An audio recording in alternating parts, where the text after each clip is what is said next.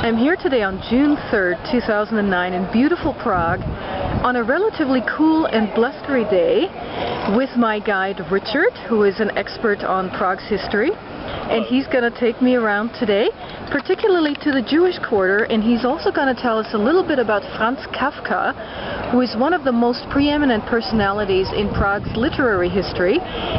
Richard, tell me a little bit about Franz Kafka, and who was he and why is he so important? Well, Franz Kafka is probably the most famous Czech writer abroad. Although I wouldn't say he's really a Czech writer, I would more call him a Prague Jewish German writer.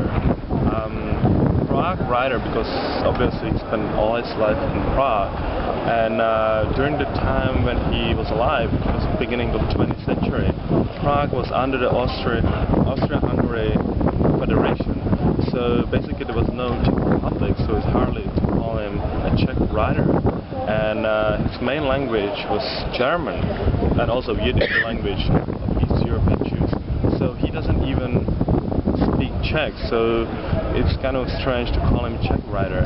And obviously Jewish writer because he spent all his life in a Jewish community, and Judaism is dealing a lot with his work. And so here, because this building is one of the places when he spent some time, and because during the Austro-Hungary Federation, it was quite impossible to talk about some stuff on public.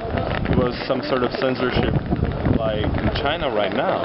And so if you want to discuss some government stuff or some not really kosher stuff, you should be on private places, and you should be there only with friends, because otherwise you can go to jail or something like that. So in one of those flats in the building, it was the place for Franz Kafka and the other writers from so-called Prague Circle, when they actually talk about stuff they were interested into. And behind us, there's a building when the Franz Kafka attended as a high school. And which one is that? The one which is standing out of the line, the square.